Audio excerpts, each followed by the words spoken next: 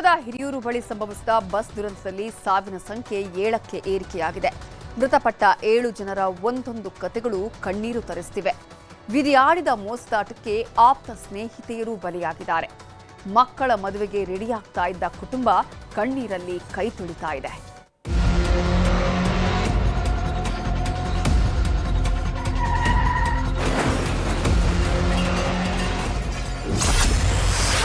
ಮದುವೆಯ ಕನಸು ಕಂಡವರಿಗೆ ಮಸಣದ ಶಿಕ್ಷೆ, ಸ್ನೇಹಿತೆಯರ ಬಾಳಲ್ಲಿ ಯಮನ ರಣಕೇಕೆ. ಚಿತ್ರದುರ್ಗದ ಹಿರಿಯೂರು ಬಳಿ ಸಂಭವಿಸಿದ ಬಸ್ ದುರಂತದ ಕಾರ್ಮೋಡ ದಿನೇ ದಿನೇ ಆವರಿಸ್ತಾನೇ ಇದೆ. ಸತ್ತವರ ಕಣ್ಣೀರ ಕಥೆಗಳು ದಿನಕ್ಕೊಂದರಂತೆ ತೆರೆದುಕೊಳ್ತಾನೇ ಇವೆ. ಇವರಿಬ್ಬರೂ ಕೂಡ ಹಾಸನ ಜಿಲ್ಲೆಯ ಚನ್ನರಾಯಪಟ್ಟಣದವರು. ಇಬ್ಬರದ್ದು ಒಂದೇ ಊರು ಆಗಿದ್ರಿಂದ ಚಿಕ್ಕ ವಯಸ್ಸಿನಿಂದಲೂ ಜೊತೆಗೆ ಬೆಳೆದಿದ್ರು. ಆಟ ಪಾಠ ಎಲ್ಲದರಲ್ಲೂ ಒಟ್ಟೊಟ್ಟಿಗೆ ಇರ್ತಿದ್ರು. ಎಂಟೆಕ್ ಮಾಡಿದ್ದ ನವ್ಯ ಹಾಗೂ ಮಾನಸ 3 ವರ್ಷದಿಂದೇ ಬೆಂಗಳೂರಿನಲ್ಲಿ ಕೆಲಸ ಶುರು ಮಾಡಿದ್ರು. ಇಬ್ಬರಿಗೂ ಒಂದೇ ಕಡೆ ಕೆಲಸ ಸಿಕ್ಕಿತ್ತು. ಹೀಗಾಗಿ ಒಟ್ಟಿಗೆ ಒಂದೇ ರೂಮ್ನಲ್ಲಿದ್ರು. ಹೆಣ್ಮಕ್ಕಳಿಗೆ ಮದುವೆ ವಯಸ್ಸಾಯಿತು ಅಂತ ಈ ವರ್ಷ ಮದುವೆ ಮಾಡುವುದಕ್ಕೆ ನಿರ್ಧರಿಸಿದ್ರು. ನವ್ಯಾಗೆ ಹುಡುಗನನ್ನ ನೋಡಿದ್ದ ಹೆಣ್ಣೆತ್ತವರು ಏಪ್ರಿಲ್ 28ಕ್ಕೆ ಮದುವೆ ದಿನಾಂಕವನ್ನು ನಿಗದಿ ಮಾಡಿದ್ರು.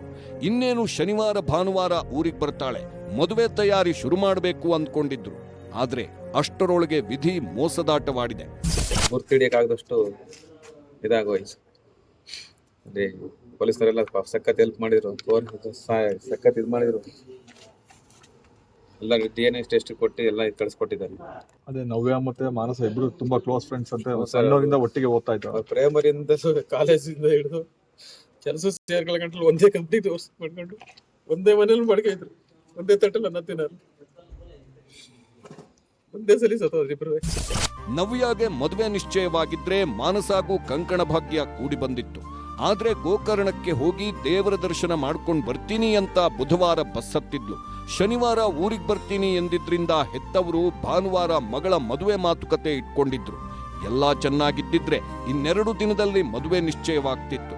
ಆದ್ರೆ ಅಷ್ಟೊತ್ತಿಗಾಗಲೇ ಆ ಭಗವಂತನೇ ಮೋಸದ ಏಟು ಕೊಟ್ಟಿದ್ದಾನೆ. ಮಗಳ ಮದುವೆ ಕನಸು ಕಂಡಿದ್ದ ಹೆತ್ತವರಿಗೆ ಮಗಳ ಮುಖ ನೋಡುವುದಕ್ಕಾಗದಂತೆ ಮಾಡಿದ್ದಾನೆ. ಕ್ರಿಸ್ಮಸ್ ಡೇ ಬಂತಲಾಗಿ ಹಿಂಗೆ 1 ದಿವಸ ಟೂರ್ ಹೋಗ್ತೀವಿ ಅಂತ ಹೊರಟಿದ್ಲು. ಹಿಂಗಾಗಿ ದುರಂತ ನಡೆದಿದೆ. ಚೆನ್ನಾಗಿದ್ರು ಎಲ್ಲ ಒಟ್ಟಿಗೆ LKG UKG ಇಂದ ಒಟ್ಟಿಗೆ ಬೆಳೆದವರು. ಈಗಲೂ ಎಲ್ಲ ಒಟ್ಟಿಗೆ ರೂಮೆಂಟ್ಸಲ್ಲಿದ್ದವರು. ಹಿಂಗಾಗಿದೆ, ಏನು ಮಾಡ್ತಾರೆ.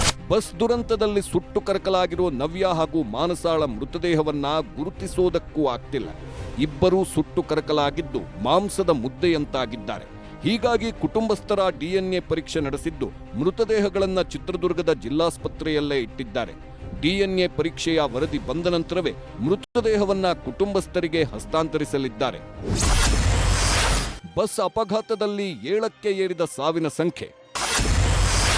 ನರಳಿ ಪ್ರಾಣ ಬಿಟ್ಟ ಬಸ್ ಚಾಲಕ ರಫೀಕ್. ಬಸ್ ದುರಂತದಲ್ಲಿ ಸಾವಿನ ಸಂಖ್ಯೆ ದಿನೇ ದಿನೇ ಏರ್ತಾನೇ ಇದೆ. ನಿನ್ನೆವರೆಗೂ 6 ಇದ್ದ ಸಾವಿನ ಸಂಖ್ಯೆ ಈಗ 7ಕ್ಕೆ ಏರಿಕೆಯಾಗಿದೆ. ಗಂಭೀರವಾಗಿ ಗಾಯಗೊಂಡಿದ್ದ ಬಸ್ ಚಾಲಕ ರಫೀಕ್ನನ್ನ ಹುಬ್ಬಳ್ಳಿಯ ಕಿಮ್ಸ್ ಆಸ್ಪತ್ರೆಗೆ ದಾಖಲಿಸಲಾಗಿತ್ತು. ನಿನ್ನೆ ಇದ್ದ ಸ್ಥಿತಿ ನೋಡಿದ್ರೆ ಔಟ್ ಆಫ್ ಡೇಂಜರ್ ಅಂದ್ಕೊಂಡಿದ್ರು. ಯಾಕಂದ್ರೆ ಗಾಯಾಳು ರಫೀಕ್ ಮಾಧ್ಯಮಗಳ ಜೊತೆಗೂ ಮಾತಾಡಿದ್ರು. ರಫೀಕ್ರ 2 ಕಾಲು 1 ಕೈ ಮುರಿದಿತ್ತು. ಜೊತೆಗೆ ಕರುಳಿನ ಭಾಗಕ್ಕೂ ಗಂಭೀರ ಗಾಯವಾಗಿತ್ತು. ಹೀಗಾಗಿ ವೈದ್ಯರು ಶಸ್ತ್ರಚಿಕಿತ್ಸೆ ಕೂಡ ಮಾಡಿದ್ರು. ಆದರೆ ಚಿಕಿತ್ಸೆ ಫಲಕಾರಿಯಾಗದೆ ಇವತ್ತು ಸಾವನ್ನಪ್ಪಿದ್ದಾರೆ. ಕುಟುಂಬಕ್ಕೆ ಆಧಾರ ಸ್ತಂಭವಾಗಿದ್ದ ಅವನನ್ನ ಕಳ್ಕೊಂಡು ಕುಟುಂಬಸ್ಥರು ಕಣ್ಣೀರಿಡುತ್ತಿದ್ದಾರೆ.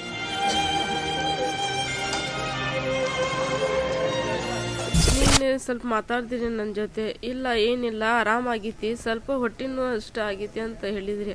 ಆಪರೇಷನ್ ಹೋಗಾಕ ಅಷ್ಟ ಮಾತಾಡ್ತೀರಿ. ನನಗೆ ಫಸ್ಟ್ ಹೇಳಿದ್ರಿ ಅವರು BP ಕರೆಕ್ಟ್ ಇಲ್ಲ, ದೇವ್ರ ಜವಾಬ್ದಾರಿ ನೋಡಂತ ಅಷ್ಟೇ. ಒಟ್ನಲ್ಲಿ ಮಳೆ ನಿಂತರೂ ಮಳೆ ಹನಿ ನಿಲ್ಲಿಲ್ಲ ಅನ್ನೋ ಹಾಗೆ ಅಪಘಾತ ಸಂಭವಿಸಿ 1 ದಿನವಾದ್ರೂ ಅಪಘಾತದ ಕರಾಳತೆ ಮಾತ್ರ ಕಮ್ಮಿ ಆಗ್ತಿಲ್ಲ.